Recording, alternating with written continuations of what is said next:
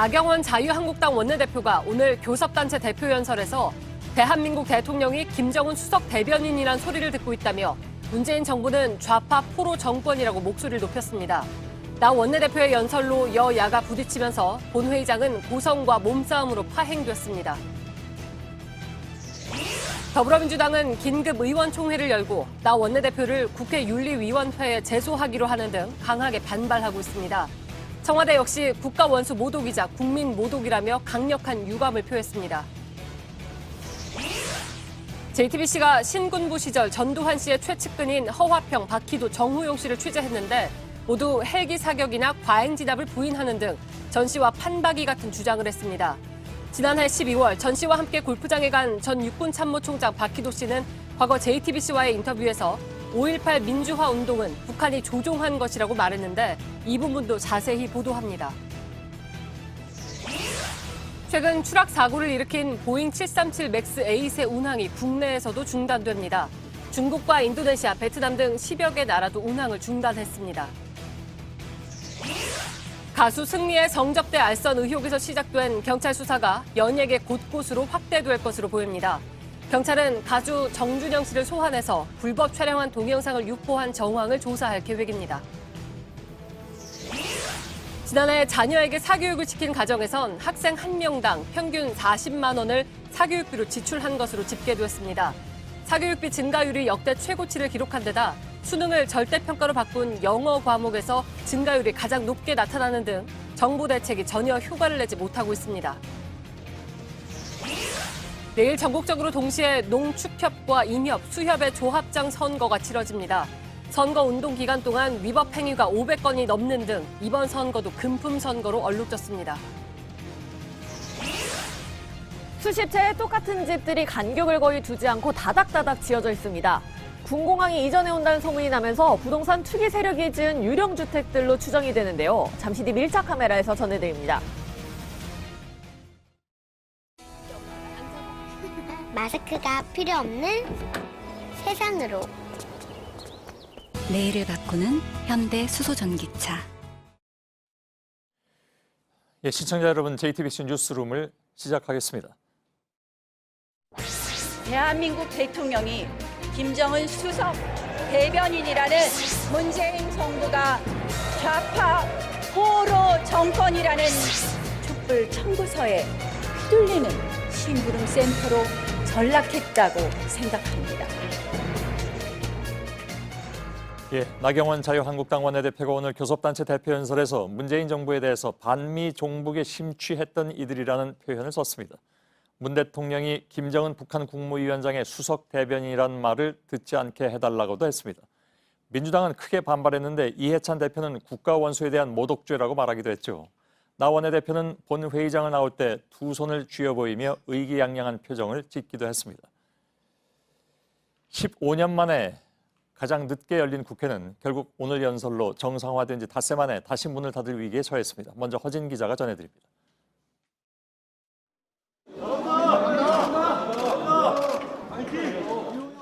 나경원 원내대표의 발언 수위가 점점 높아지자 본회의장이 술렁거리기 시작했습니다.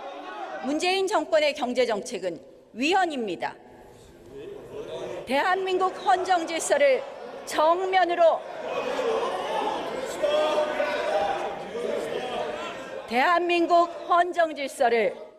그러다 문제의 김정은 수석 대변인 발언이 나오자 일부 의원은 항의의 차원에서 목소리를 높이고 일부는 자리를 박차고 일어나는 등 소란이 커졌습니다.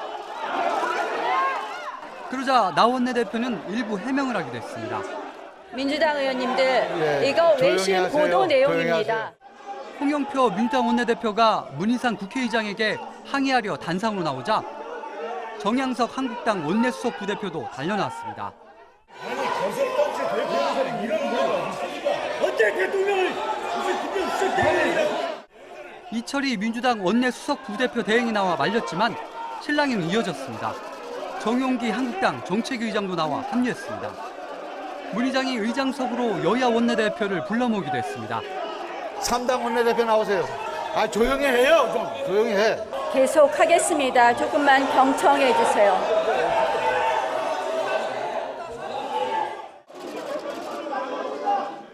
의장석을 내려와서도 마찬가지였습니다.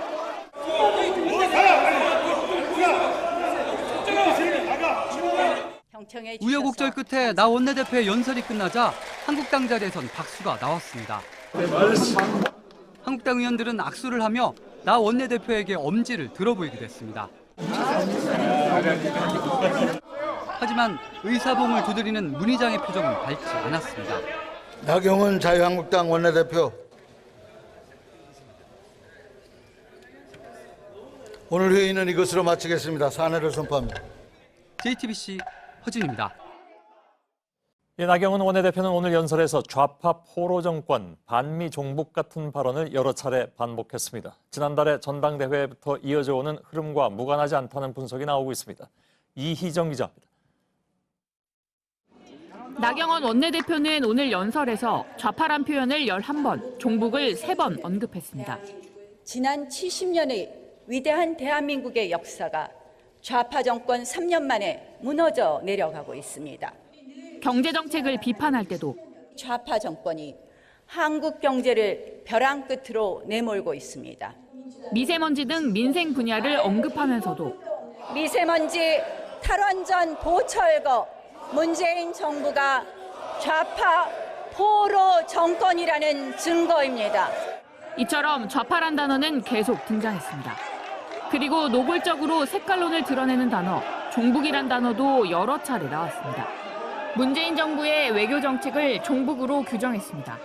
반미 종북에 심취했던 이들이 이끄는 운동권 외교가 이제 우리 외교를 반미 반일로 끌고 가는 것은 아닌지 걱정입니다. 나경원 원내대표의 오늘 발언은 지난달 전당대회부터 이어져 온 한국당의 우경화 기류를 보여준다는 분석이 많습니다. 그럼에도 한국당의 지지율은 국정농단 직전 수준으로까지 올랐습니다. 때문에 지지층 결집을 위해 나 원내대표가 의도적으로 자극적인 표현을 사용해 이념 논쟁을 부추겼다는 지적이 나옵니다. JTBC 이희정입니다. 본회의장 소란이 계속되자 문희상 국회의장이 나서서 자제를 당부했는데 당부라기보다는 즉석 연설에 가까웠습니다. 그런데 이 과정에서 나온 문 의장과 나 원내대표의 말들엔 적지 않은 가시들이 들어가 있었습니다. 박유미 기자입니다. 발언 잠깐만. 원내대표님, 나경원 원내대표님 잠깐만. 문희상 의장이 마이크를 다시 잡았습니다. 원내대표 연설 시작 35분 만입니다. 목소리를 높여 항의하는 민주당의 자제를 당부한 겁니다. 국회는 이렇게 하는 데가 아니에요. 여러분이 보여주는 모습은 이건 공멸의 정치예요. 상생의 정치가 아니에요. 조금씩 다운해요. 그러자 자유한국당 의원들이 박수를 쳤고 박수 칠 일이 아니에요. 그런 말을 함부로 발언한다고 아무 발언이나 막 하는 게 아니에요. 품격 있게, 격조 있게 이렇게 해야 되는 거예요. 조용해 주세요. 민주당 의원들을 향해선 거듭 경청하는 것이 민주주의라고 강조했습니다. 참아요, 또 참아요. 청와대 스피커라는 소리를 듣고 의장도 참았어요. 아무리 말이 안 되는 소리라도 경청해서 듣고. 문 의장의 말을 다 들은 나 원내대표는 말 속에 다시 가시를 넣었습니다. 의장님 말씀에 일부는 감사드리면서 의장님 말씀에 또 일부는 역시 민주당 출신 의장님이시라는 생각을 했습니다. JTBC 박유미입니다. 민주당은 나경원 원내대표의 연설이 끝나자마자 곧바로 긴급의원총회를 소집했습니다. 나 원내대표를 국회 윤리위에 회부하기로 한 가운데 의총에선 격앙된 반응이 쏟아졌습니다. 청와대 역시 강한 유감을 표했습니다. 이서준 기자입니다. 당에서는 즉각 법률적인 검토를 해서 국회윤리위원회에도 회부를 하고 김정은 수석 대변인이란 발언을 두곤 곳곳에서 비판이 나왔습니다. 국민이 뽑은 대통령을 북한 김정은 위원장의 하수인으로 규정하면서 대한민국의 정체성과 대통령의 존재를 부정한 것입니다. 원내대표직 사퇴도 요구했습니다. 명백한 사과를 하지 않으면 나경원 원내대표는 즉각 원내대표직에서 사퇴해야 된다. 극우 발언이라며 나치까지 거론됐습니다. 극우 정치의 광풍이 우리 국회를 계속해서 습격해옵니다. 나치보다 더 심했다 저는 그렇게 생각합니다. 민주평화당은 나경원 원내대표를 일본 자민당의 수석 대변인으로 운운하면 어떻겠느냐고 반문하기도 했습니다. 청와대는 나 원내대표의 발언은 국가원수 모독이자 국민 모독이라며 강력한 유감을 표했습니다. 황교안 자유한국당 대표는 제1야당 원내대표의 연설을 오히려 방해한 민주당이 사과해야 한다고 맞섰습니다. 제소하겠다고 하는 것은 당의 입장이겠지만은 저희는 저희대로 만약 그런 부당한 조치가 있게 되면 정말 단호한 대처를 하도록 그렇게 하겠습니다. JTBC 이서준입니다. 이번 3월 임시국회는 2019년 첫 국회죠. 문희상 의장은 15년 만에 가장 늦은 개원이라고 했습니다. 미세먼지 등 시급한 문제가 많지만 문을 열자마자 바로 닫게 생긴 겁니다. 국회 취재기자를 연결하겠습니다. 김나한 기자. 내일 본회의에서 미세먼지 법안을 처리하기로 여야가 합의를 한 바가 있는데 본회의가 열릴 수는 있을지요? 네, 일단 내일 본회의는 현재로서는 예정대로 열릴 가능성이 큽니다. 이 환노위 등을 통과한 7개의 미세먼지 관련 법안이 워낙 처리가 시급하기도 하고 또 여기에 대해서는 여야가 이미 의견 조율을 마친 상태입니다. 진짜 문제는 내일 본회의 이후입니다. 민주당에서는 이미 내일 본회의가 끝나면 나경원 원내대표를 국회 윤리위에 제소하겠다 이렇게 밝혔습니다. 여기에 대해서 황교안 대표가 정말 그런 일이 발생한다면 강력 대처하겠다 이렇게 맞서면서 이대로 3월 임시국회가 문을 닫는 거 아니냐 이런 말이 나오고 있습니다. 예. 자, 여야가 이전부터 대립하던 문제들이 있습니다. 선거제 문제라든가 공수처 법안 이런 건 지금 논의가 더 어려워질 수밖에 없는 상황이겠군요. 네, 그렇습니다. 이 한국당은 아예 비례대표를 없애자 이런 주장을 계속 해오면서 민주당뿐만 아니라 다른 야3당과도 대립을 하고 있었습니다. 근데 오늘 일을 계기로 이런 갈등이 더욱더 커질 수밖에 없게 된 겁니다. 또 이렇게 되면 공수처 설치 법안이나 검경 수사권 조정법 등 민주당이 추진하려고 했던 개혁 법안들의 논의도 어려워지게 된 겁니다. 예. 한 가지만 더 짚어보죠. 이해찬 대표가 나 원내대표를 겨냥해서 국가원수 모독죄다 이런 말을 했습니다. 그런데 사실 국가원수 모독죄는 이미 30년 전에 없어진 거기 때문에 이 말은 왜 나왔을까요? 네, 저희가 이 민주당 관계자에게 이해찬 대표가 왜 국가원수 모독죄라는 표현을 썼는지 직접 한번 물어봤습니다. 그랬더니 이 관계자는 이 대표가 나경원 원내대표의 국가원수 모독 행위를 지적하려고 한 말이지 실제로 그런 죄목이 없어진 걸 몰랐던 게 아니다. 이렇게 해명을 했습니다. 예. 이 워낙에 나 원내대표의 연설 이후에 의총 분위기가 격앙되다 보니까 이 대표도 당황해서 그런 말을 쓴 거 아니겠느냐 이런 해명도 내놨습니다. 하지만 한국당에서는 대체 이 대표가 어느 시대에 살고 있는 거냐며 강력하게 반발하기도 했습니다. 이 나 원내대표의 오늘 본회의 발언 이후에 양당이 서로 거칠게 논평을 잇따라 내면서 점점 갈등이 고조되고 있는 상황입니다. 예, 김나한 기자가 국회에서 전해드렸습니다.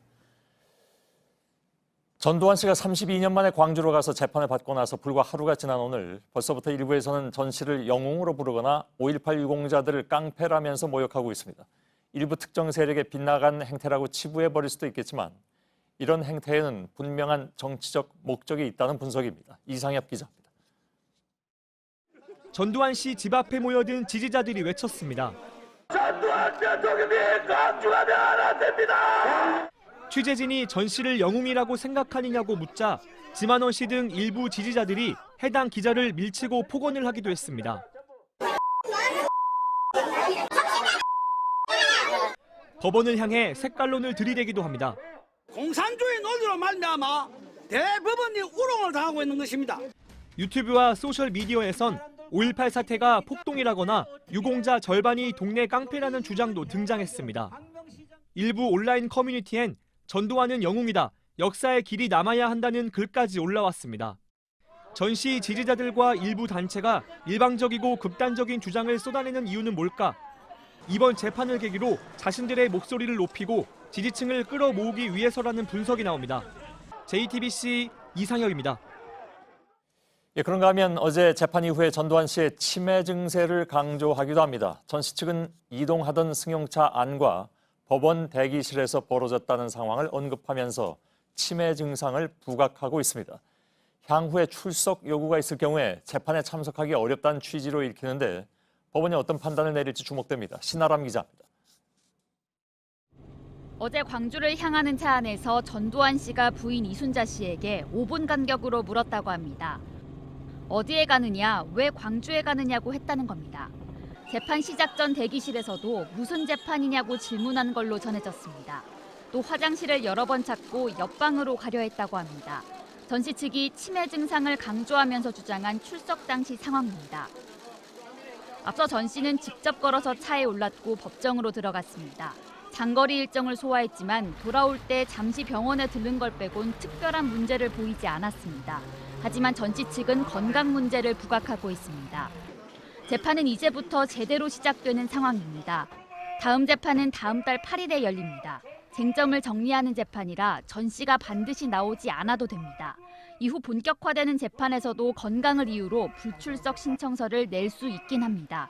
그러나 이를 허가할지는 재판장의 몫이어서 어떤 결정을 할지 주목됩니다. JTBC 신아람입니다. 예, 저희 JTBC는 전두환 씨 재판을 계기로 5.18 당시에 광주에 계엄군을 투입한 이른바 전두환 신군부를 취재했습니다. 12.12 군사 반란 직후에 보안사 앞에서 단체 사진을 찍은 이들은 지금 어디에 있을까? 한가운데 전 씨가 있고 그 옆에는 노태우 씨가 보입니다. 노 씨 옆에 앉은 건 박희도 당시 1공수 특전여단장입니다. 육군 참모총장까지 지낸 박 씨는 지금도 5.18 북한군 개입설을 주장하고 있죠. 불순 세력이 들어와가지고 우리도 쏘갔고 광주 시민도 쏘갔지 않았느냐. 이북의 김일성이의 그 장난에 같이 쏟고. 예. 그리고 맨 뒷줄에 선 전 씨의 비서실장 허화평 씨는 국과수가 인정한 전일 빌딩의 탄흔을 부인했습니다. 건물의 총탄 보이 비슷하다 이런 소리를 하는데 그것까지는 말이 안 되죠. 5.18 당시 특전사령관이던 정호용 씨는 문을 굳게 닫고 나는 무관하다라고 말하고 있습니다. 과잉 진압이 있었다라고 하는 그런 부분에 대해서는 좀 어떻게 좀 보시나요? 과잉 진압이고 뭐고 사실 그 부분은 전혀 관계가 없어요. 광주 사태하고는. 예, 이들이 어떤 얘기를 했는지는 뉴스룸 2부에서 자세히 전해드리겠습니다. 방송통신심의위원회가 5.18 광주 민주화운동에 북한군이 개입했다는 가짜뉴스를 심의했습니다. 그런데 심의위원 가운데 한 명이 누가 삭제를 요청했는지 민원인 정보를 동영상 게시자에게 알려서 논란이 있었습니다. 방심위는 해당 위원에게 자진 사퇴를 권고했습니다. 방심위 출범 이후에 심의위원에게 사퇴를 권고한 것은 이번이 처음입니다. 노진호 기자입니다. 방송통신심의위원회는 지난 8일 5.18 북한군 개입설을 다룬 동영상을 심의했습니다. 방심위는 인터넷 게시물 등을 심의해 삭제 등 조치를 취하는데 보통 일반인들이 신고한 게시물을 대상으로 심의합니다. 이번 심의에선 지만원TV 등 북한군 개입설을 주장하는 유튜브 영상 30건이 대상으로 올랐습니다. 그런데 심의 이틀 전 지 씨는 이러한 사실을 알리면서 동영상 삭제를 요청한 신고자가 민원연이라고 밝혔습니다. 민원인 정보가 사전 유출된 겁니다. 논란이 커지자 자유한국당 추천 몫인 이상로 위원은 어제 본인이 유출한 사실을 인정했습니다. 그러면서도 국민에게 알려야 할 의무였다고 주장했습니다. 민원연 등 시민단체는 반발했고 국회 과방위 소속 여당 의원 9명도 오늘 사퇴와 함께 법적 책임을 져야 한다고 성명을 냈습니다. 논란이 커지자 방심위는 어제 이 의원에게 사퇴를 공고했습니다. 방심위 출범 후 자진 사퇴 공고한 결의는 이번이 처음입니다. 다만 본인이 사퇴를 거부하면 강제성이 없어 방심위는 추이를 지켜보겠다는 입장입니다. JTBC 노진호입니다. 에티오피아에서 추락한 여객기와 같은 기종이 우리나라 이스타 항공에 2대가 있고 다른 항공사에도 앞으로 줄줄이 들어올 예정이라고 어제 보도해드렸습니다. 일단 이스타 항공이 내일부터 운항을 중단하기로 했습니다. 다른 항공사들도 당장은 이 기종을 들여오기가 어려울 걸로 보입니다. 정재우 기자입니다. 내일부터 우리나라에서도 B737 맥스 A세 운항이 중단됩니다. 에티오피아에서 추락한 여객기와 같은 기종인데 국내에선 이스타 항공만 운영하고 있습니다. 소비자들의 불안이 커지면서입니다. 기사를 접하고 다른 기종으로 뭐 이게 예약을 좀 변경할 수 없냐고 문의를. 운항 중단되는 항공편을 예매한 경우 대체 항공편을 안내받을 수 있습니다. 수수료를 내지 않고 항공권을 변경하거나 취소도 가능합니다. 우리나라뿐 아니라 중국, 인도네시아, 몽골 등 10여 개 나라에서 보잉 737 맥스 A세 운항이 중단됐습니다. 국토교통부는 특별 점검 중입니다. 이스타항공에 있는 보잉 737 맥스 8의 정비와 조종이 제대로 됐는지 오는 15일까지 확인할 방침입니다. 항공기를 제작한 보잉의 엔지니어도 부를 예정입니다. 국토부는 또 보잉 737 맥스 8의 안전이 확보되지 않으면 국내에 들여오는 걸 금지하겠다고 밝혔습니다. 제주항공 등에서 100여 대를 예약 주문했고 대한항공과 이스타, 티웨이 항공에서 올해 안에 모두 14대를 들여올 예정이었습니다. JTBC 정재우입니다. 네, 이렇게 여러 나라에서 사고 기종의 운항을 막고 있지만 미국 항공 당국은 안전하다고 밝혔습니다. 아시아 항공의 허브로 꼽히는 싱가포르는 처음으로 737 맥스 시리즈 전체 운항을 금지했습니다. 백종훈 기자입니다. 싱가포르 항공 당국은 자국 내 모든 공항에서 보잉 737 맥스 전 기종의 이착륙을 금지한다고 밝혔습니다. 싱가포르 항공사는 물론이고 외국 항공사의 보잉 737 맥스 여객기는 아예 뜨고 내릴 수 없는 겁니다. 현지 언론은 사고가 난 737 맥스 8뿐만 아니라 시리즈 전체의 운항을 중단시킨 건 처음이라고 보도했습니다. 보잉 737 맥스 시리즈는 기존 737의 후속 기종입니다. 연료 효율을 기존에 비해 최대 14% 높였고 맥스 7부터 10까지 4개 기종이 개발됐습니다. 미국 연방항공청은 737 맥스 8이 현재까진 안전한 기종이라는 공식 입장을 냈습니다. 하지만 미국 내에서도 불안감은 커지고 있습니다. AP통신은 미국 국내 여객기 이용객들이 다른 기종의 비행기를 탈 수 있는지 문의하고 있다고 보도했습니다. 뉴욕타임스는 보잉이 사고 기종의 소프트웨어를 바꿨지만 조종사에게 제대로 설명하지 않았다고 보도했습니다. JTBC 백종훈입니다. 사교육비를 줄여보겠다면서 교육당국이 내놓은 대책 가운데 하나가 수능 영어 절대평가입니다. 그런데 지난해 고등학교 영어 사교육비 증가율이 전체 과목 가운데 1등이었습니다. 학생 1인당 사교육비 부담이 월 40만 원에 육박하는 등 대책들이 별 효과를 내지 못하고 있습니다. 오효정 기자입니다. 우리나라 학생 10명 중 7명은 사교육에 참여하는 걸로 나타났습니다. 1인당 월 평균 사교육비는 29만 1,000원을 기록했는데 10년 새 최고치입니다. 사교육을 받는 학생만 따져보면 한 달에 40만 원 가까이 지출합니다. 특히 눈길을 끄는 건 영어 과목입니다. 고등학생들의 영어 사교육비는 한 달에 1인당 8만 7,000원으로 한 해 전보다 만 원이나 늘었습니다. 증가율로는 모든 과목 중 가장 높습니다. 초등학생도 3,000원이 늘어 7만 원으로 국어와 수학보다 높았습니다. 사교육비를 줄이겠다는 각종 대책들이 전혀 효과를 내지 못한 겁니다.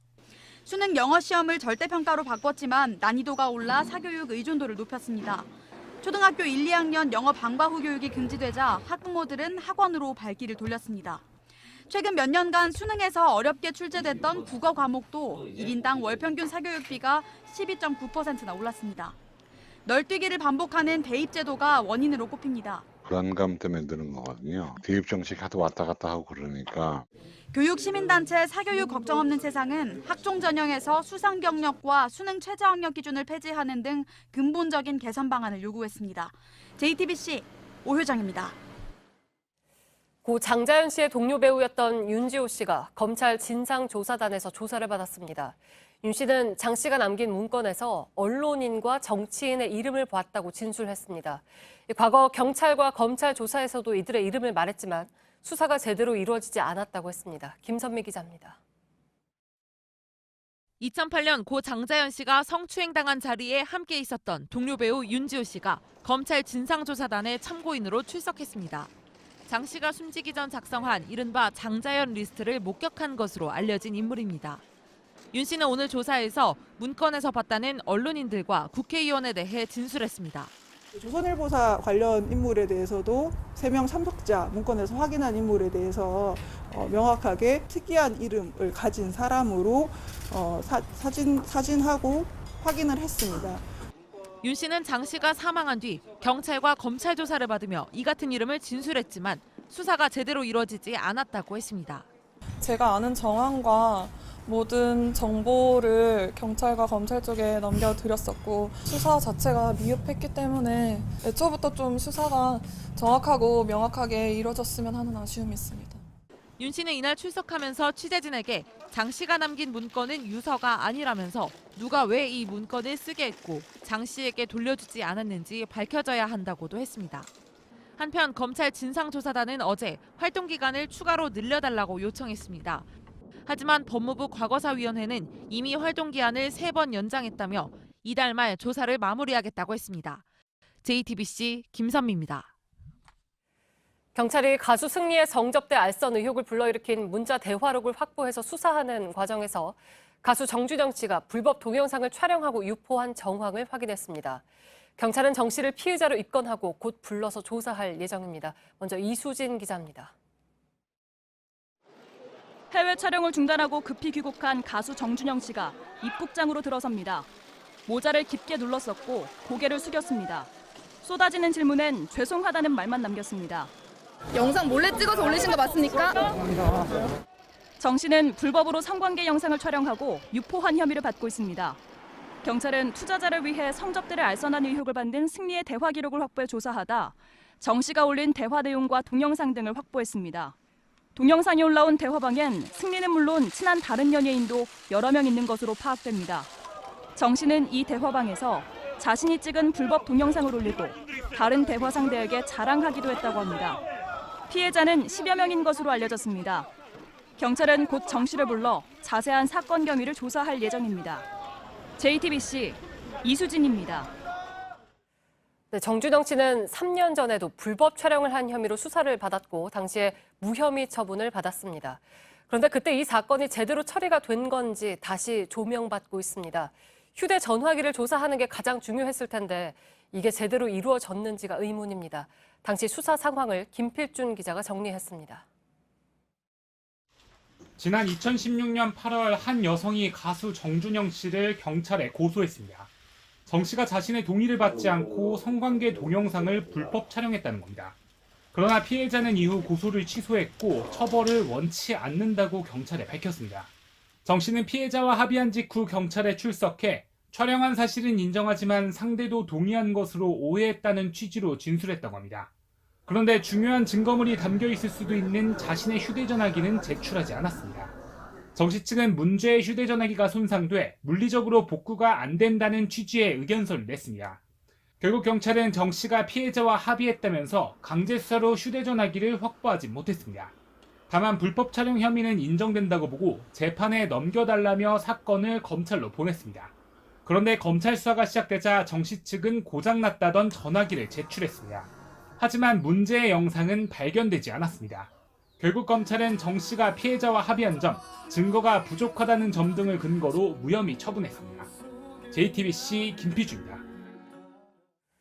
네, 이 모든 사건의 시작은 클럽 버닝썬에서 벌어진 폭행 사건이었습니다.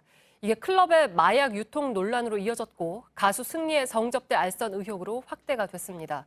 가수 정준영 씨의 불법 촬영물 유포 혐의까지 불거진 상황에서 경찰 수사는 연예계 곳곳으로 번질 걸로 보입니다. 최수연 기자입니다.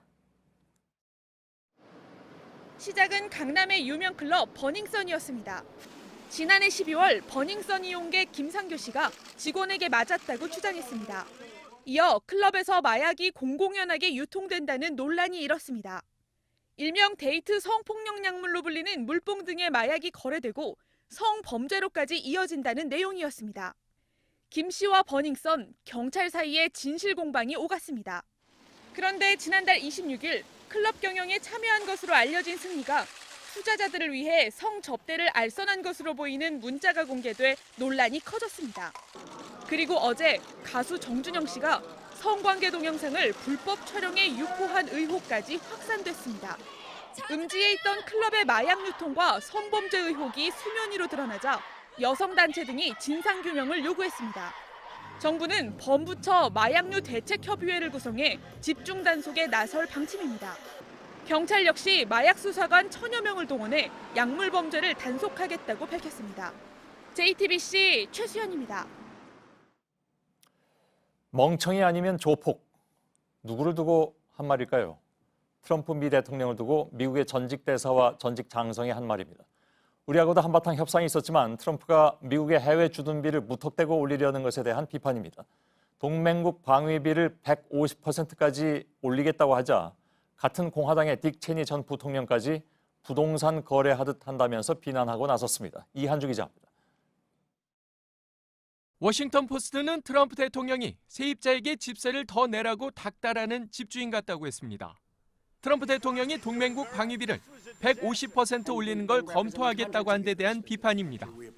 공화당 원로인 딕 체니 전 부통령은 부동산 거래와 다를 게 없다고도 했습니다.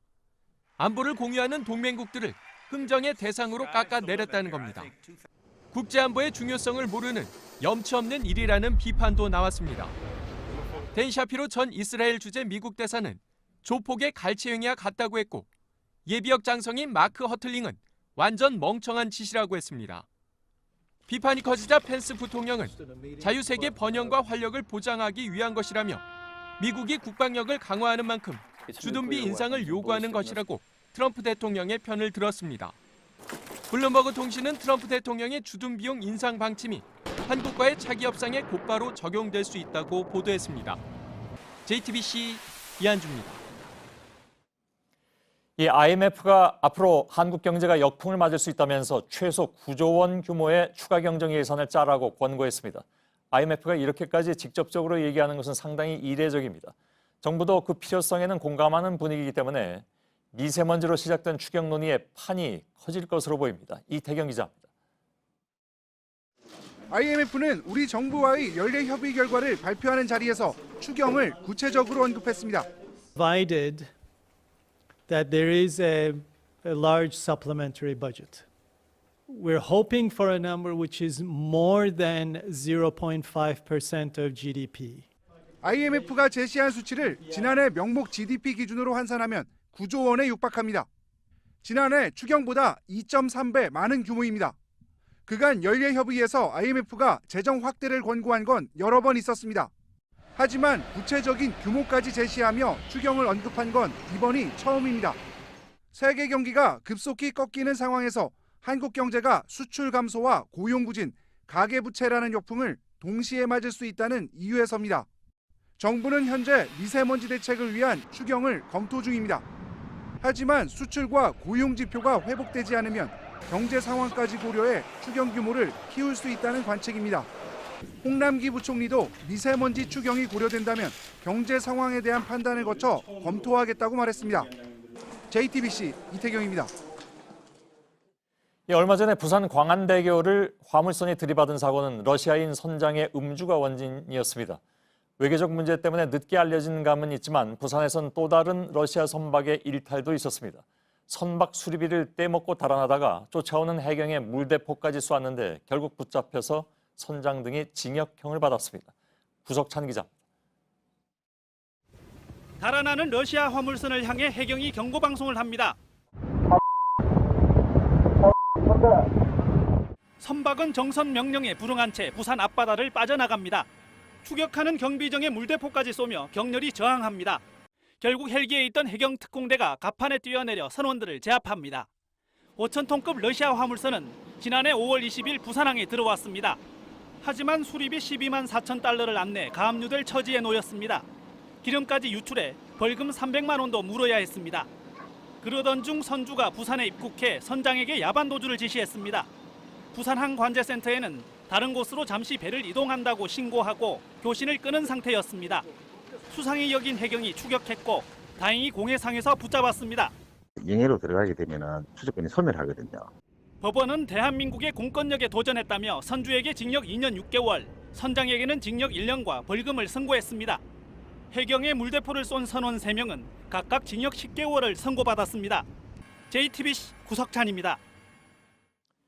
주주총회를 앞둔 대한항공이 조양호 회장 지키기에 나섰습니다. 전방위로 주총 위임장을 모으고 있다는군요. 조양호 회장에 반대하는 시민단체 등과 치열한 표 대결이 예상되면서입니다. 이 과정에서 회사 간부들이 주식을 가진 직원들에게 위임장을 쓰라고 사실상 강요하고 있다는 논란도 있었습니다. 박영호 기자입니다. 대한항공 팀장급 간부가 직원들에게 보낸 이메일입니다. 대한항공 주식을 가지고 있는 직원이 대상입니다. 27일 주주총회에 앞서 의결권을 회사 측에 위임해달라는 겁니다. 공항에도 따로 자리를 만들어 직원들에게 위임장 관련 서류를 나눠주고 있습니다. 해외 주재 직원들에게도 총무팀장 명의의 메일이 발송됐습니다. 본인은 물론 가족들이 가진 주식까지 위임해달라고 요청합니다. 대한항공이 이처럼 위임장 수집에 나선 것 주총에서 표대결이 예상되면서입니다. 참여연대 등은 조양호 회장의 이사 재선임에 반대하며 소액주주를 대상으로 의결권 모으기에 나섰습니다. 문제는 회사의 요구에 압박을 느끼는 직원들이 많다는 겁니다. 인사권을 가진 상사가 직접 전화를 걸거나 면담을 요청하는 등 사실상 강요하는 경우도 있다고 말합니다. 안보내자니 완전히 찍힐 것 같고 위계에 의한 강요인 셈이죠, 이게. 대한항공 측은 강요는 없었다고 해명합니다. 회사는 자본시장법에 명시된 규정에 따라 일부 직원 주주들에게 관련 내용을 설명한 것이며 직원들이 자율적으로 결정한 사항입니다. 참여연대는 의결권 위임을 사실상 강요하는 것은 위법이라며 회사와 담당 팀장을 고발하는 방안을 검토 중이라고 밝혔습니다. JTBC 박영호입니다. 돈을 뿌리는 선거가 아직도 있습니다. 막강한 권한을 가진 농협조합장 선거입니다. 바로 내일 전국적으로 이 선거가 치러지죠. 워낙 금품 살포 등이 심해서 지난 2015년부터 선관위가 주관해서 4년에 한 번씩 전국 동시에 치르게 됐습니다. 그러나 여전했습니다. 그 현장을 윤두열 기자가 취재했습니다. 악수를 하는 척하면서 무언가를 건넵니다. 돌돌 말아 고무줄로 묶은 돈 뭉치입니다. 호주머니에 슬쩍 넣은 돈을 엘리베이터에 타자마자 바로 세본 사람도 있습니다.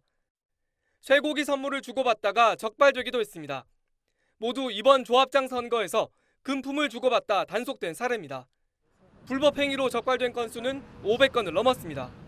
이 중 금품과 관련된 게 200건가량입니다. 조합장 당선에 사활을 거는 건 워낙 막강한 권한이 주어지기 때문입니다. 평균 연봉 1억 원의 전용 차량, 업무 추진비는 별도입니다. 조합 인사권을 갖고 있어 각종 사업에 입김을 불어넣을 수 있습니다. 말만 하면 그냥 진행되는 그 정도의 권한이 있죠. 제왕이죠. 깜깜이 선거제도 역시 탈법 불법 선거를 부추깁니다. 조합원 선거운동은 후보자 본인만 할 수 있습니다. 선거운동 방법도 이 벽보와 공보물 하나 그리고 후보자가 직접 전화를 걸거나 문자를 보내는 게 전부입니다. 자신을 알릴 방법이 없는 후보들이 결국 불법의 길로 빠져든다는 겁니다. 예비 선거운동 기간 도입 등 이를 개선하려는 관련법은 현재 국회에서 잠을 자고 있습니다. JTBC 윤두열입니다. 돈을 뿌리는 것뿐만이 아니라 무자격 조합원도 문제입니다. 회사원인 사람이 돼지 농장에서 일하는 것으로 돼 있기도 했습니다. 농협중앙회가 자체 조사한 결과 지난 1년 동안 전체 회원의 10% 가까운 19만 명이 조합원 자격이 없는 것으로 드러나서 쫓겨났습니다. 배승주 기자. 경남 거제시의 한 축사입니다. 거제 축산농협에선 이곳에 돼지 9만 마리를 기르겠다며 2014년 양돈 사업단을 출범시켰습니다. 사업단에 100만 원을 투자한 880여 명은 조합원 자격을 얻었습니다. 실제로 터무니없는 사람들이 많이 들어가 있죠. 자영업자, 회사원, 또 직장인. 농림부 점검 결과 새끼 돼지나 사료를 사거나 돼지를 출하한 기록이 없었습니다. 이 축사도 2,000마리를 기를 수 있는 크기로 9만 마리 사육은 애당초 불가능했습니다. 최근 안양축협에선 500여 명이, 수원축협에선 200여 명이 직접 소를 기른다고 속였다가 적발됐습니다.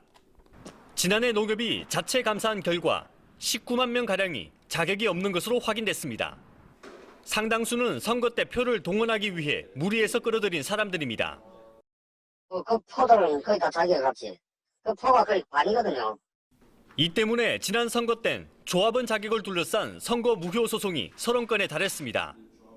문제는 부정선거로 끝나지 않고 세금 낭비로 이어진다는 겁니다. 조합원이 되면 면세율을 살 수 있고 예탁금 이자엔 세금도 감면됩니다. 지원 규모가 8천억 원에 이르는 만큼 엄격한 자격 심사가 필요해 보입니다. JTBC 배승주입니다. 오늘 오전만 해도 어제 예보보다 훨씬 나빴던 공기 질이 오후 들어서 갑자기 좋아졌습니다. 그 차이가 무려 10배가 넘습니다. 오전까지 중국에서 넘어온 오염물질이 꽤 많았는데 오후부터 강한 바람이 불면서 극적인 반전이 일어났습니다. 박상욱 기자입니다. 보통 수준일 거라던 전날 예보와 달리 오늘 아침 서쪽 지역의 공기는 탁했습니다. 중국발 미세먼지가 예상보다 많이 넘어온 데다 정체된 대기에 또다시 갇힌 겁니다. 그런데 오후 들어 상황이 급변했습니다. 오전과 오후 서울 남산에서 내려다본 서울 풍경은 마치 다른 날처럼 보입니다. 세제곱미터당 89 마이크로그램까지 올랐던 초미세먼지 농도는 오후 5시를 넘기며 8 마이크로그램까지 떨어졌습니다. 매우 나쁨이 순식간에 좋음 수준으로 바뀐 겁니다. 원인은 바람이었습니다. 오전까지만 해도 초속 1에서 2m로 잠잠했는데 오후 2시쯤 초속 3.5m를 넘었습니다. 이후 초속 5m까지 치솟았습니다. 오늘은 반나절 만에 대기 정체가 해소됐지만 미세먼지 걱정은 끝나지 않았습니다. 현재 한반도 바로 위의 극지방은 평년보다 최고 10도가량 따뜻한 상태입니다. 극지방이 따뜻해지면서 한반도에 강한 북풍을 불어넣던 시베리아 고기압은 힘을 잃었습니다. 전문가들은 시베리아 고기압의 빈자리에 이동성 고기압이 나타나면서 언제든 대기가 정체될 수 있다고 우려했습니다. JTBC 박상욱입니다. 짧은 소식입니다. 청와대는 미세먼지 해결을 위한 범국가적 기구를 만들고 반기문 전 유엔 총장에게 기구의 수장직을 제안하기로 했습니다. 문재인 대통령의 이러한 제안은 손학규 바른미래당 대표의 요청에 따른 것이라고 청와대는 밝혔습니다. 네, 불법 주차 신고도 앱으로 하는 시대가 됐습니다. 행안부는 시민이 신고를 하면 자동적으로 과태료를 매기는 앱을 개발해서 보급하기로 했습니다. 함부로 주차했다가 과태료 고지서 날아올 가능성이 훨씬 커졌습니다. 오선민 기자입니다. 불법 주차된 차들 때문에 소방차가 건물 가까이 다가가지 못합니다. 500m가량을 돌아 현장에 도착합니다. 결국 골든타임을 놓쳐 29명이 숨지는 등 화를 키웠습니다. 불법 주정차와 관련한 사고는 매년 늘어나는 추세입니다. 앞으로는 이렇게 아무데나 주차했다간 과태료 낼 가능성이 훨씬 커졌습니다. 행정안전부가 시민들이 직접 신고하고 이에 따라 자동으로 과태료를 부과하는 앱을 보급하기로 했기 때문입니다. 어린이 보호구역에 불법 주차된 차량입니다. 신고하는 방법은 간단합니다. 우선 안전신문고 앱을 열어서 카메라를 실행합니다. 1분 간격으로 같은 자리에서 사진을 2번 찍습니다. 장소를 확인하고 올리면 신고가 접수됩니다. 소방시설이나 교차로 모퉁이 5m 이내, 버스 정류장 10m 이내, 어린이 보호구역이 대상입니다. 지금은 단속 요원이 현장 확인을 하며 실랑이를 벌이는 경우가 많지만 이젠 신고만으로 과태료가 부과되는 겁니다. 지난달 행안부는 이 같은 주민신고제 운영안을 마련하고 전국 지자체에 행정예고를 요청했습니다. JTBC 오선민입니다. 어제 루벤스의 그림까지 들고 나와서 무죄를 주장했던 임종헌 전 법원 행정처 차장은 검찰의 수사를 미세먼지에 반사된 신기루라고 하기도 했죠. 그런데 그뿐 아니라 자신의 후배인 전현직 판사 등 170여 명을 증인으로 불러달라고 하고 있습니다. 이렇게 되면 구속기간이 끝날 때까지 재판이 끝나지 않을 가능성이 높습니다. 최윤경 기자입니다. 임종헌 전 법원행정처 차장은 구속되고 넉 달 만인 어제야 첫 재판을 시작했습니다. 그런데 임 전 차장이 검찰 조사 내용을 모두 동의하지 않으면서 증인이 170여 명까지 늘어날 거란 전망이 나옵니다. 앞서 7명만 증인으로 부르겠다는 계획이 크게 바뀐 겁니다. 임 전 차장은 조사 기록을 보니 검찰이 참고인들을 유도신문했다면서 이들을 불러 법정에서 직접 다툴 필요가 있다고 주장했습니다. 이렇게 되면 권순일 대법관 등 현직 대법관 3명, 전현직 판사 100여 명, 법원 직원 등 공소장에 등장하는 인물 170여 명 모두가 증인신문을 받게 될 수도 있습니다. 검찰은 임 전 차장이 재판을 지연시키려는 것으로 보고 있습니다. 구속기간인 6개월 안에 1심 재판이 끝나지 않으면 석방되거나 보석으로 풀려날 수 있기 때문입니다. 임 전 차장의 재판 지연 논란은 처음이 아닙니다. 앞서 일주일에 4번씩 재판을 하겠다는 방침에 항의해 변호인단 전원이 사퇴해 재판이 한 달 이상 멈추기도 했습니다. JTBC 최윤경입니다. 3.1운동 100주년. 어떤 3.1운동은 바로 오늘 3월 12일에 시작됐습니다. 국내에서가 아닌 해외에서였습니다. 당시 만주와 연해주에는 조선인 40여만 명이 살았는데 이들이 벌였던 3.1운동의 상황이 담긴 극비 문서 형태의 지도가 처음으로 발견되었습니다. 정진명 기자입니다. 1919년 5월 15일 조선 헌병대 사령부가 만든 지도입니다. 만주와 연해주 곳곳의 마을이 표시됐습니다. 마을 이름 옆에는 만세운동이 일어난 날짜와 숫자가 적혀 있습니다. 신흥 무관학교가 있었던 곳에서는 3월 12일 가장 먼저 만세운동이 터져 나왔습니다. 3.13 만세운동이 대규모로 벌어진 연길 용정을 비롯해 만주와 연해주 54곳의 마을이 만세운동에 참여했습니다. 기록된 참여 인원만 4만 3천여 명에 이릅니다. 당시 만주의 조선인 10명 중 1명이 만세운동에 동참했습니다. 일제가 만세운동 규모를 축소했을 가능성이 높아 실제로는 훨씬 더 많은 사람이 참여했을 것으로 추정됩니다. 국내에서 시작해 만주 연해주로 확산된 3.1운동은 항일 무장투쟁으로도 이어졌습니다. 무장투쟁하는데 실제 나서기도 하고 또 일부는 무장투쟁에 필요한 독립운동 자금을 내는데 많은 기여했다는 측면에서 지도는 광주 지역의 3.1운동을 연구하던 중 국사편찬위원회 자료실에서 우연히 발견됐습니다. 잘 알려지지 않은 만주와 연해주의 3.1운동을 밝혀지게 할 귀중한 사료가 될 전망입니다. JTBC 정진명입니다. 네, 문재인 대통령이 오늘 오후 두 번째 순방지인 말레이시아 쿠알라룸푸르에 도착했습니다. 문 대통령은 한류 한라 전시회에 참석해서 세계 한라 시장에 한국과 말레이시아가 공동 진출한다면 서로가 윈윈하는 경제 협력의 새로운 모델이 될 것이라고 강조했습니다. 상조업계 구조조정이 시작되면서 이번 달 15곳이 문을 닫습니다. 가입자가 7,000명이 넘습니다. 자식들에게 부담 주지 않으려고 다달이 쌈짓돈 넣은 노인들이 대부분일 텐데 이 피해를 줄이려면 어떻게 해야 하는지 성화선 기자가 정리했습니다. 상조 서비스에 한 달에 3만 원씩 10년을 부은 조진미 씨. 갑자기 상조업체가 폐업했다는 통지서를 받았습니다. 자식들 피해를 안 끼치기 위해서 그런 거고 제일 우려되는 것은 정보를 알 수가 없다는 거. 이번 달에만 상조업체 15곳이 문을 닫습니다. 기본 요건이 자본금 3억 원에서 15억 원으로 강화되자 탈락업체가 속출한 겁니다. 이들 업체 가입자는 7,800명으로 추산됩니다. 관건은 업체들이 은행에 예치금을 얼마나 쌓아두었냐는 겁니다. 원칙대로 선수금의 50%를 보관해 놓은 곳은 절반이나마 돌려받을 수 있습니다. 내 상조 그대로라는 서비스를 이용하면 이 은행 예치금을 내고 다른 회사의 상품으로 갈아탈 수 있습니다. 하지만 예치금을 제대로 쌓지 않은 업체의 가입자들은 피해가 불가피합니다. 이런 경우 공정위는 피해자들이 업체를 상대로 소송할 수 있도록 지원하기로 했습니다. 또 납입금을 얼마나 맡겨뒀는지 업체가 가입자에게 알리는 제도도 만들기로 했습니다. 하지만 법이 개정되기 전에는 가입자가 정기적으로 은행에 확인해야 합니다. JTBC 성화선입니다. 앞으로 일반인들도 LPG 차량을 제한 없이 살 수 있게 될 걸로 보입니다. 국회 산업통상자원 중소벤처기업위원회는 오늘 전체 회의에서 이 같은 내용의 법 개정안을 의결했습니다. 그동안 LPG 차량은 영업용이나 국가유공자, 장애인용으로만 허용됐지만 미세먼지 문제로 규제를 풀기로 한 겁니다. 경찰이 65세 이상 운전자 중에 운전 능력이 떨어지는 이들에 대해서 조건부로 운행을 하도록 제한하는 방안을 준비하고 있습니다. 구체적으로 인지검사 등이 기준에 미치지 못하면 야간 운전이나 고속도로 주행을 제한할 계획입니다. 특전사에서 사격 훈련을 하다가 오발 사고가 나서 부사관 한 명이 종아리에 관통상을 입었습니다.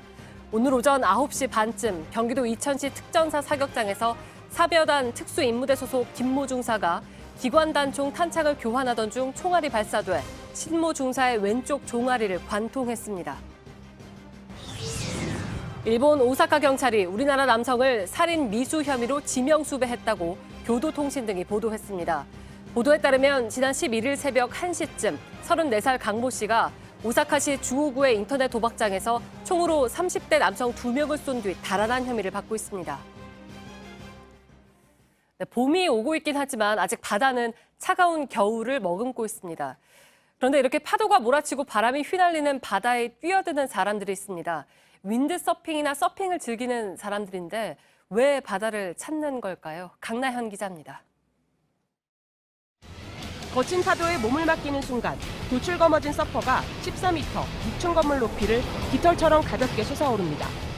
아직 차가운 겨울을 담고 있는 바다엔 시속 130km에 이르는 바람이 불고 체감 온도는 영하 4도로 보고만 있어도 으스스한 냉기가 전해집니다. 더구나 매서운 파도를 헤쳐나가야 합니다. 혹시 모를 사고를 대비해 헬리콥터도 바다 위에 함께 떠 있습니다. I'm not used to cold water, and it takes a lot of energy out of you, and like my arms is really stiff. It's hard, but it's fun. 세계에서 가장 어렵고 위험한 이 윈드서핑 대회는 날씨까지 고려해야 해서 언제 어디서 열릴지 대회 시작 나흘 전에 알 수 있습니다.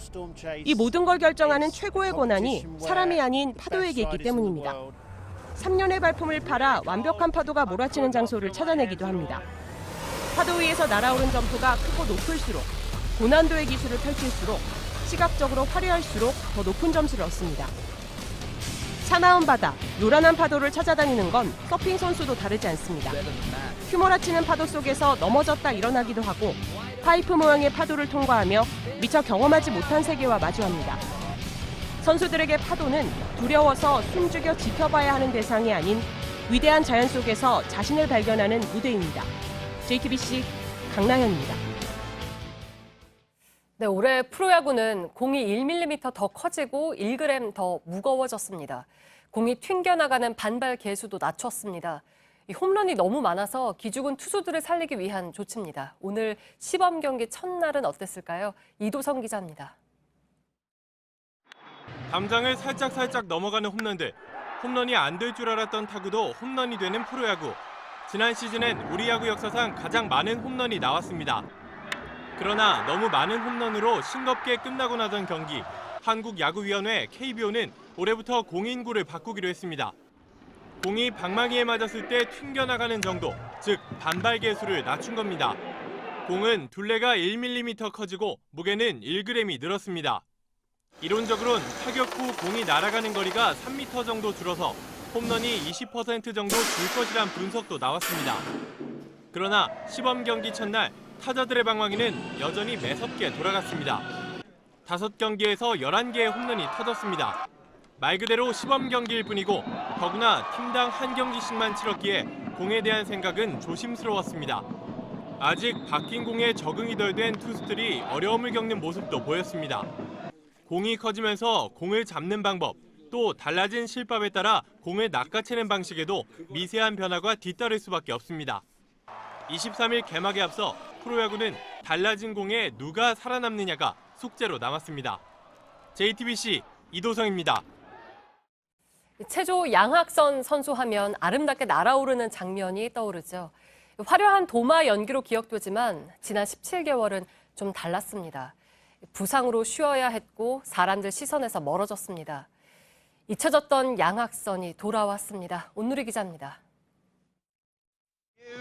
8년 전 양학선은 세상에 없던 기술로 사람들을 놀라게 했습니다. 공중에서 세 바퀴를 비트는 몸짓.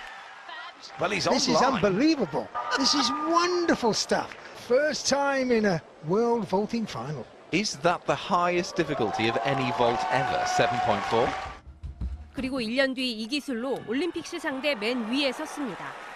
거침없는 도약, 아름다운 비상으로 기억된 양학선. 그러나 체조에서 가장 높이 날아오르기 위해선 고통도 뒤따랐습니다. 3, 4초면 끝나는 연기. 더구나 어려운 기술 때문에 부상 위험이 도사리고 있어 일주일에 2-3번만 뛸 수 있었습니다. 뛰고 내려올 때마다 무릎과 발목엔 몸무게의 수십 배에 달하는 엄청난 충격이 함께했습니다. 그래서 늘 부상이 따라다녔습니다. 2016년 리우올림픽을 5개월 앞두고 부상 때문에 출전을 포기했고 지난해 아시안게임도 허벅지가 아파서 뛸 수 없었습니다. 그리고 못하면은 뭐 진짜 욕만 먹지. 아, 수고했다, 아픈데 많이 고생했지 이런 말을 해주신 분들이 거의 없었거든요. 엄청 외로웠죠 그때는. 그렇게 17개월을 쉬어야 했습니다. 그 사이 공중에서 세 바퀴 반을 도는 양투란 기술은 일본 선수가 먼저 성공했습니다. 한때 도마의 신이라 불렸지만 지금은 상황이 달라졌습니다. 이젠 다시 도약을 꿈꿉니다. 양학선은 이틀 뒤 시작하는 체조 월드컵을 통해 날아오릅니다. JTBC 온누리입니다.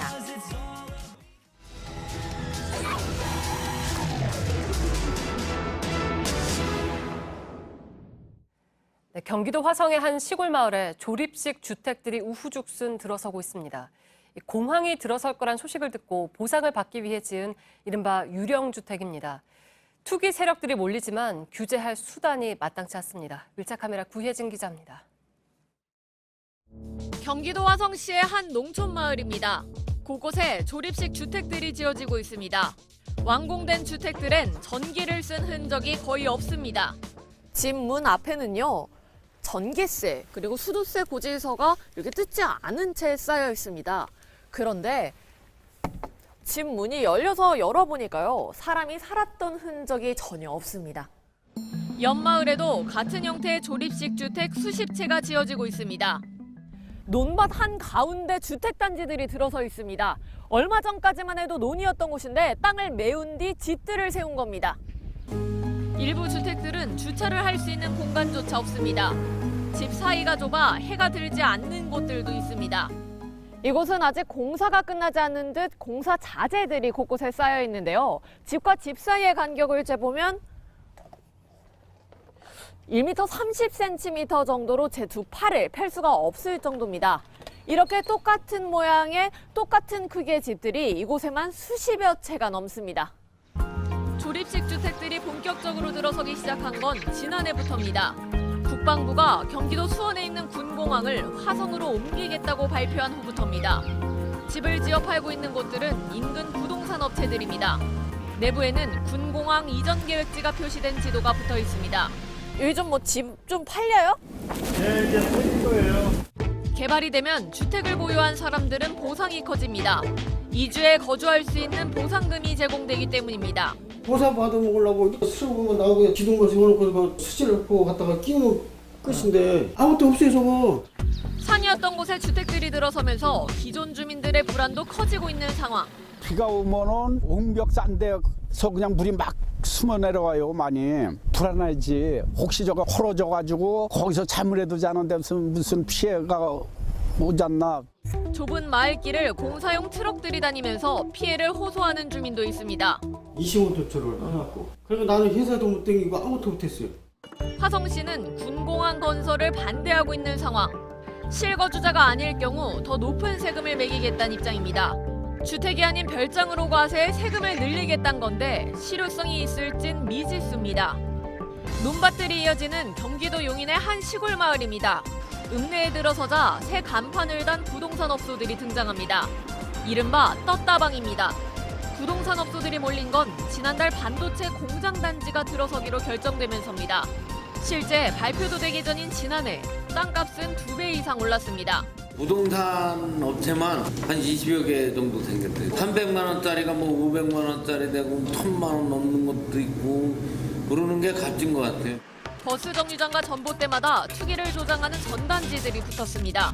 걱정맞은 대력가들이 와가지고 문자 날리고 팔아라 막 그러는 거지. 교육도 잘 시키라. 이런데 현혹돼가지고 땅 덜컥 팔지 말라. 부동산 업소에서는 확인되지 않은 정보도 쏟아냅니다. 이쪽으로 연결을 할 발표로 1000% 연결되겠죠. 발표에 또 한 번 오르고 보상 나올 때 한 번 오르고. 용인시는 외부 투기 세력에 대해서 뒤늦게 실태 점검에 나섰습니다. 누가 봐도 뻔한 꼼수들, 사전에 막지 못하더라도 사후에라도 걸러낼 대책이 필요합니다. 부동산 투기를 막지 못해도 이들에게 거액의 세금까지 돌아가선 안 되겠습니다. 밀착 카메라 구혜진입니다.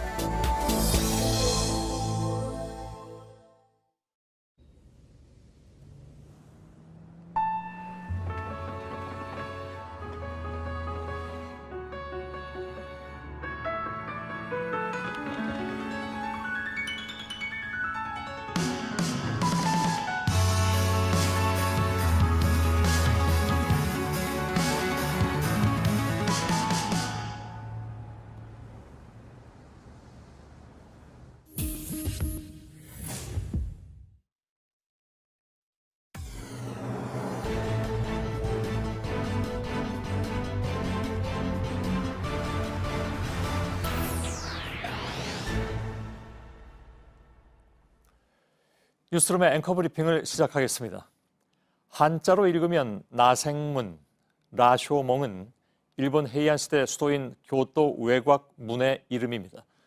당시 라쇼몽의 다락은 사람들이 가져다 버린 시체로 가득했다고 합니다. 교토에 전염병과 대기근이 몰아쳐서 굶고 병들어 죽은 사람이 넘쳐나게 됐는데 죽은 이들을 제대로 처리할 여력조차 없었던 사람들이 이곳에 시체를 가져다 버리기 시작했던 것이죠. 그러나 사람들은 죄책감을 느끼지 않았습니다. 어쩔 수 없으니까, 남들도 다 그러니까. 이렇게 라쇼몽에서 퍼진 가장 치명적인 역병은 자기 합리화를 위한 거짓말이었습니다. 거장 구로사와 아키라 감독 역시 이 오래된 이야기에 주목해서 같은 제목의 영화를 제작했고, 라쇼몽 현상, 즉 동일한 사건이라 하더라도 사람들은 그것을 각자 자신의 입장에 맞춰 해석한다는 심리학적 용어마저 탄생하게 됐습니다. 자신의 행위를 합리화하기 위해서 만들어진 기억, 그 라쇼몽 현상이 가장 많이 벌어지는 곳, 바로 일본의 위정자들도 증명하고 있습니다마는 그것은 바로 역사가 아닐까. 미안하다고 사과 한마디라도 해주십시오. 그는 떨리는 목소리로 부탁했지만 가해자는 사과하지 않았습니다. 미안하지 않았기 때문에 그것은 당연한 일이었는지도 모르겠습니다. 시민들이 폭도가 되고 자신은 오히려 희생자가 되어버린 기억의 조작. 어찌 보면 그의 한평생은 우리 현대사에 퍼진 라쇼몽 전염병의 숙주라고나 해야 할까. 그가 왜곡해서 퍼뜨린 라쇼몽 바이러스는 곁에서 부귀 영화를 함께 누린 자들과 더불어서 오늘날까지 살아남았고 그 증상은 전혀 나아지지 않고 있습니다. 아이러니하게도 라쇼몽 현상의 기원이 된 라쇼, 그 단어의 이름을 풀이하자면 비단결 같은 삶이라는 의미라고 하죠. 가해한 자들이 긴 시간 동안 누려온 비단결 같은 삶과 그들이 짓밟아버린, 그래서 결코 비단결일 수 없었던 세월. 오늘의 앵커 브리핑이었습니다.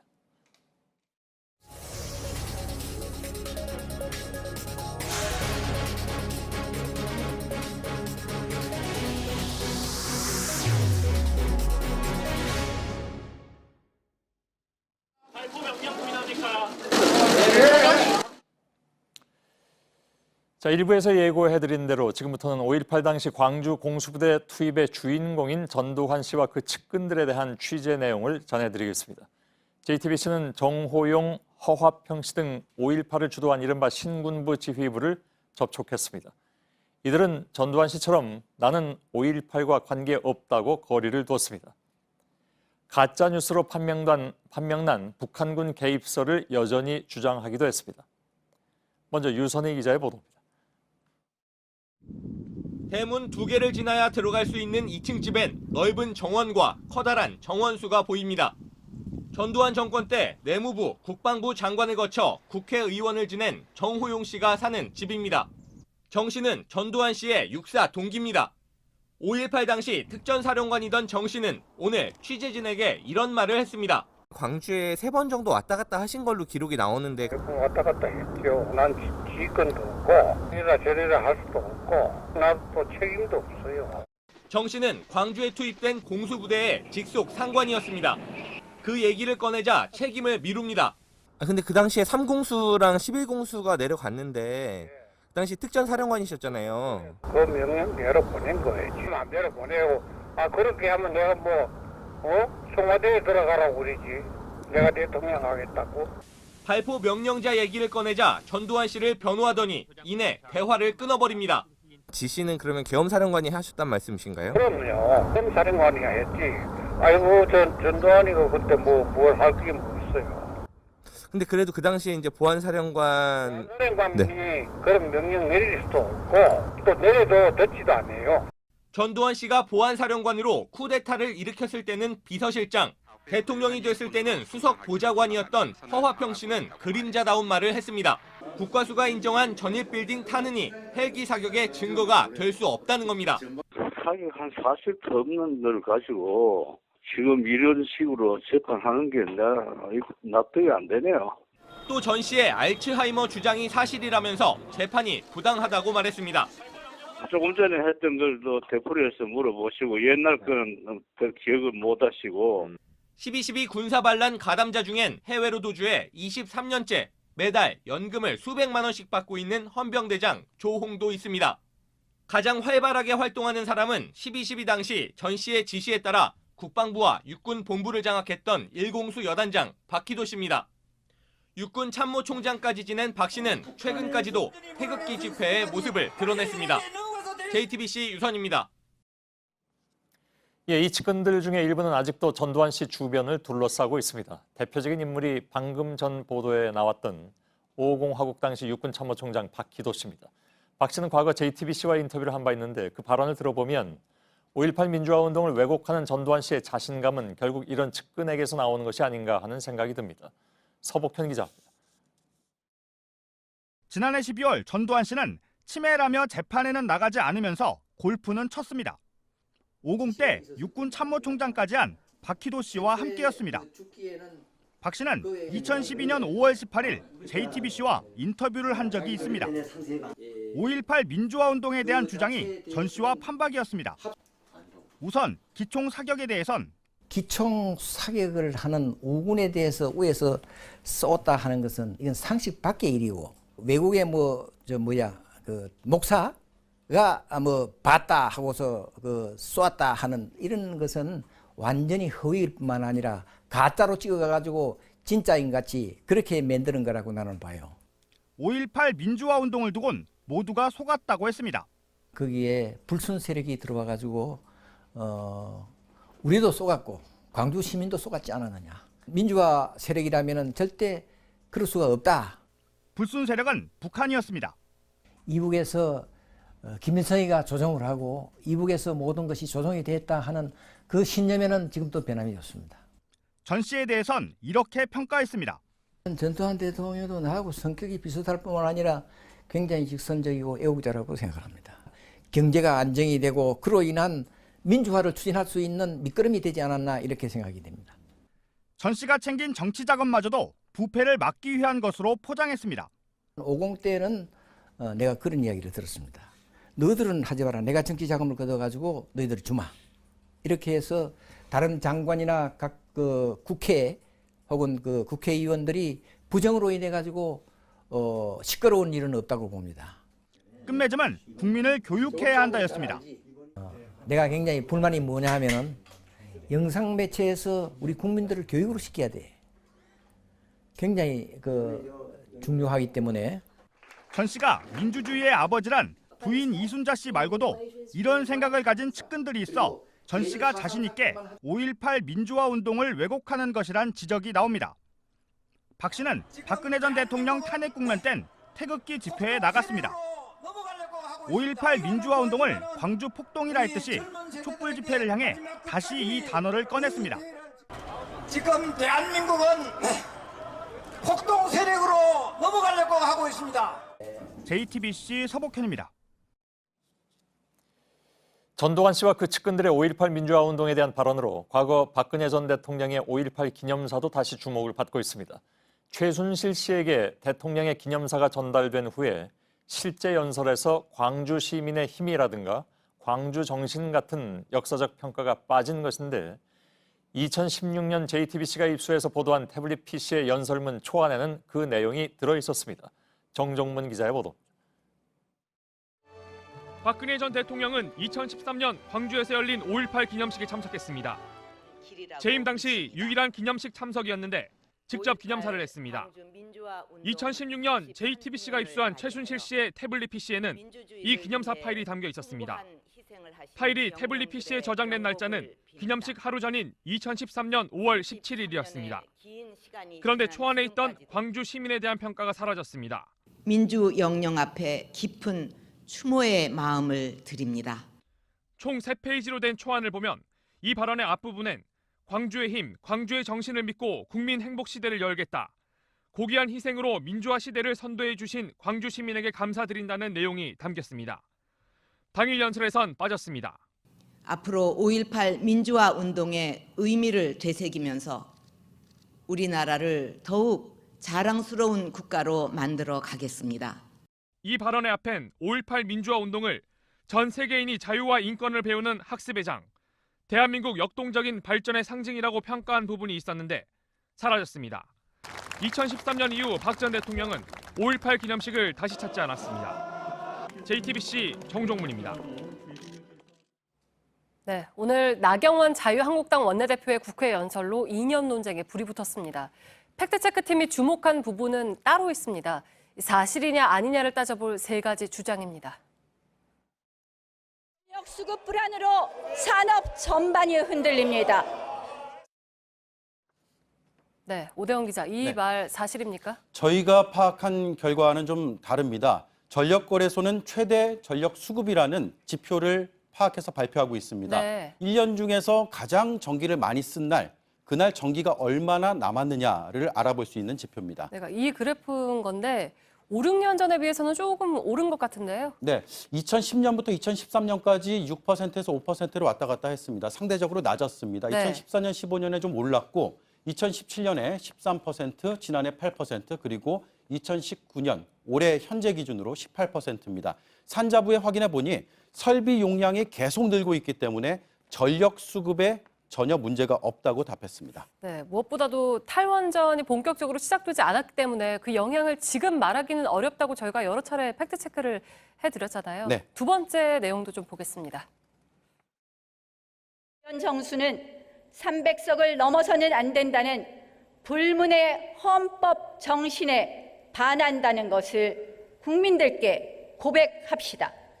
네, 이거는 이제 비례대표 폐지를 말하면서 나온 주장인 거죠? 그렇습니다. 일단 헌법에는 200석이라는 하한선은 적혀져 있습니다. 네. 하지만 상한선은 없습니다.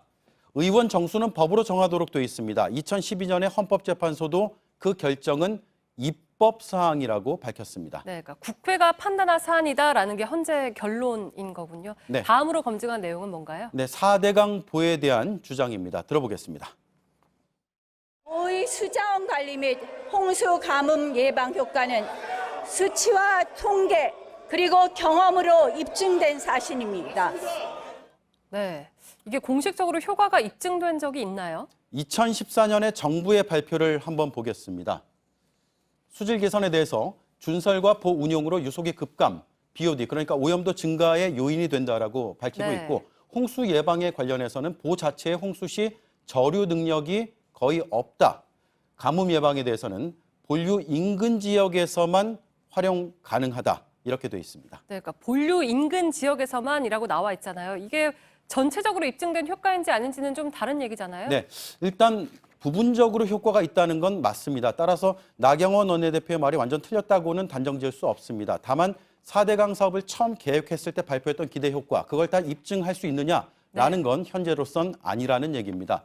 지난해 감사원의 용역 결과 올해 환경부 발표 마찬가지입니다. 오늘 검증한 이런 세 사안에 대해서 나경원 원내대표 측과 통화를 해봤습니다. 한국당의 자체 자료와 언론 보도 등으로 확인한 내용이다. 해석의 차이가 있을 수 있다고 답했습니다. 네, 팩트체크 오대영 기자였습니다.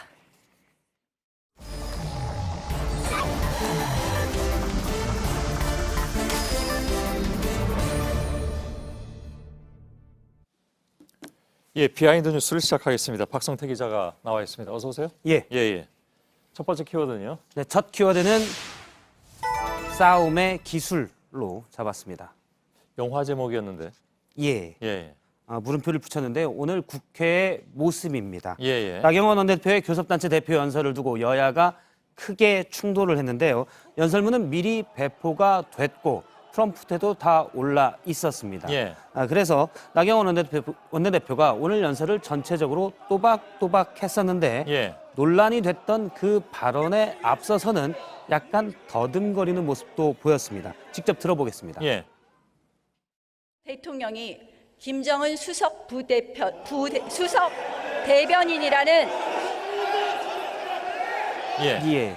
아마 오늘 연설 중에서는 가장 부자연스러웠던 부분인데요. 아무래도 본인이 저 표현에 신경을 쓰지 않았나라는 유추도 가능합니다. 그건 뭐 알 수 없는 일이고요. 그렇습니다. 한국당에서는 그런데 제가 물어보니까 다른 표현 가지고 예를 들어 좌파 포로 정권이라는 이런 표현 가지고는 여당에서 크게 문제 삼겠다라고 생각은 했지만 김정은의 수석 대변인이라는 소리를 듣지 않게 이런 표현 가지고는 별 문제가 없을 것이다라고 봤다고 합니다. 그런가요? 예. 그런데 이 표현 뒤로 여당 의원들의 사과 요구로 고성이 있었고 약 10분간 여야가 충돌을 했었습니다. 예. 그런 와중에 원내대표단도 의장석에 와서 이제 충돌을 했는데 이때 정용기 정책위의장이 나경원 원내대표에게 마치 작전회의처럼 다가가서 조언하는 장면이 있었습니다. 예. 관련 영상도 준비가 됐는데요. 잠깐 보도록 하겠습니다. 예. 수석 대변이라는 말을 듣지 않도록 해주십시오라는 이 말도 못하는 이게 이거야말로 바뀌다. 수석 대변이라고 하지 않았다. 예. 예. 좀 말이 안 들리는 걸, 워낙 주변이 시끄러워서 말 안 들리는 걸 저희가 소리를 높여서 좀 들어봤는데요. 예. 그러니까 직접적으로 수석 대변이라고 하지 않았다라는 점을 강조하라고 정용기 정책위 의장이 나원내 대표에게 조언을 마치 작전회의처럼 하는 모습이었습니다. 예. 그 한국당에서는 그 부분을 강조하는 것 같은데, 그러니까 직접 한 게 아니라 안 듣게 해달라는 쪽으로 간접적으로 얘기한 거 아니냐? 그렇습니다. 이렇게 얘기를 하고 있잖아요. 그래서 문제가 없다는 주장들이었습니다. 예. 민주당은 뭐라고 얘기합니까? 민주당에서는 문재인 대통령을 색깔론으로 모독하기 위해서 간접화법을 악용했다라고 받아들였습니다. 예. 나경원 원내대표에게는 또 여러 명이 와서 조언을 하기도 했었는데요. 다른 김태흠 의원이 잠깐 와서 조언을 하는 장면도 영상에서 확인을 할 수 있었습니다. 예. 한쪽에서는 이철희 원내 수석과 한국당 권성동 의원이 계속 설전을 벌이면서 약간의 몸싸움도 있었는데 예. 이 의원을 밀쳤던 권 의원이 뒷짐을 지고 물러나서 물리적 접촉을 막는 모습도 좀 화면에 잡히기도 했습니다. 예. 그 화면은 뭐 안 보여줍니까?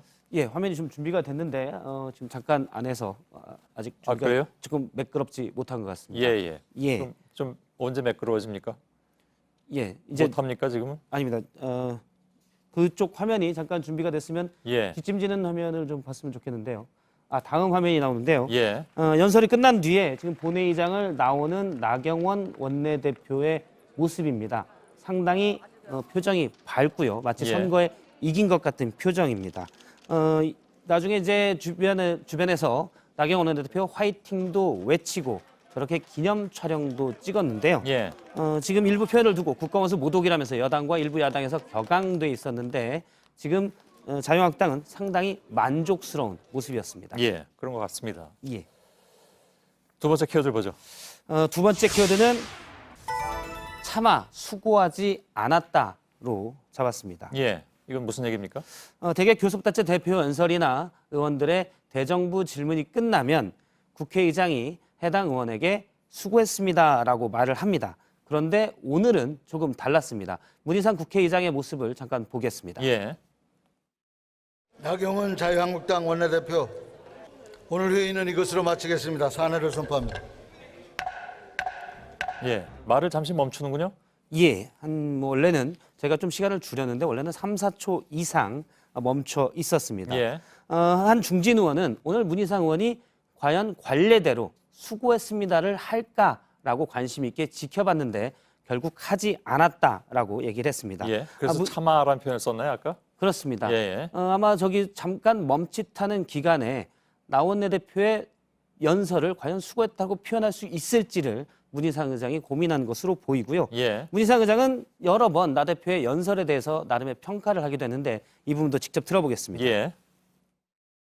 아무리 말이 안 되는 소리라도 경청해서 듣고 상당한 걸음의 발언을 하셨어요. 이거 이제 병주고 약주고 같은 그런 얘기죠? 그렇습니다. 예. 말이 안 되는 소리인데 일단 듣게 듣자 뭐 이런 얘기잖아요. 예. 그러니까 나 대표의 연설이 말이 안 되는 소리일 수 있는데 민주당 의원들은 고성하지 말고 일단 들어보자라는 예. 맥락이어서 나경원 원내대표가 역시 민주당 출신 의장이다라고 또 꼬집기도 했었습니다. 예. 다른 야당에서는 나 대표가 일부러 여야 충돌을 일으켜서 지지층을 결집시키려 한다라는 비판을 하기도 했었는데요. 예. 민주평화당의 박주연 대변인 같은 경우 나 원내대표를 일본 자민당 수석 대변인이라고 다른 정당에서 연설문에 이렇게 쓰면 과연 연설이 되겠냐라면서 나 원내대표의 오늘 연설은 일부러 싸움을 일으키는 구태다라고 평가를 했습니다. 예. 이정미 정의당 대표도 나 원내대표가 국회를 이전 투구의 장으로 만들어서 그러다 보면 여야 간의 대립이 심해지고 그러면 자기 세력을 더 최대화할 수 있게 한 노림수로 국가 원수 모독 발언까지 했다라고 예. 평가를 했습니다. 하지만 민주당의 대응이 좀 과잉이었다라는 반응도 있었는데요. 박지원 민주평화당 의원 같은 경우 지금 나 원내대표의 발언은 문제가 있지만 민주당이 나경원 원내대표를 잔다르크로 만들어줬다. 과잉 대응하면서 쉽게 말하면 띄워졌다라고 일을 더 크게 평가했습니다. 만들었다 뭐 그런 뜻인가 보죠? 그렇습니다. 예. 세 번째 키워드 보죠. 예, 세 번째 키워드는 예. 김치남은 없다로 잡았습니다. 예. 김치남, 김치녀, 김치남 그 뜻인가요? 그렇습니다. 예. 김치남은 있고 김치남은 없다라고 한 정부 부처가 평가를 했는데요. 예. 여성가족부가 지난 2월 만들어서 일선 학교에 보낸 성평등 학습 지도안의 일부 표현입니다. 먼저 보면은 보드 게임을 이용해서 성평등이 미진하다는 것을 학습하는 부분이 있는데 보드 게임에서 뭔가 카드를 꺼내기로 되는데 지금 나와 있는 카드들은 다 승진의 경우 여자라면 실패했습니다. 남자라면 성공했습니다라고 약 16장 가까운 카드가 다 똑같이 돼 있습니다. 예. 그래서 지나치게 이거를 좀 과잉했다라는 지적이 있었고요. 또 혐오 표현과 그렇지 않은 것에 대한 예도 들었는데 이 부분을 보면 혐오 표현이라고 얘기하는 것은 뭐 김치녀는 혐오 표현이다. 혐오 표현이 아닌 것은 김치남은 혐오 표현이 아니다 했고요. 장애인 같다는 혐오 표현인데 비장애인 같다는 혐오 표현이 아니다. 역시 흑형은 혐오 표현이고 백형은 아니다라고 해서 논란이 좀 됐습니다. 예. 남성이나 백인에 대한 표현은 혐오 표현이 아니라는 얘기인가요, 그러면? 그렇습니다. 혐오 표현에 대한 사실 국제적으로 일관된 기준은 없습니다. 예. 물론 일부에서는 혐오가 지속적으로 차별이 일어날 수 있는 소수자 집단에 대해서 일어날 때만 혐오 표현이 있다라는 주장도 있는데요. 예. 하지만 넓게는 개인이나 집단에 대해서 폭력을 선동할 수 있는 표현도 혐오다라는 얘기가 있는데 예를 들어서 김치남이나 백형은 혐오가 아니다. 이런 부분은 충분히 논란이 될 수 있습니다. 예. 여기까지 하죠. 예. 박성태 기자였습니다. 네, 내일은 서울의 아침 기온이 영하 1도를 기록하는 등 남부 지역을 뺀 전국이 영하권에 들면서 꽃샘추위가 시작되겠습니다. 전국에 비 예보가 있는 금요일을 빼고는 주말까지 평년 기온을 밑돌 거라는 예보입니다. 강한 찬바람에 초미세먼지가 흩어지면서 내일과 모레는 대기질이 좋겠습니다. 예. 자, 저희들은 내일도 최선을 다하겠습니다. 여러분 고맙습니다.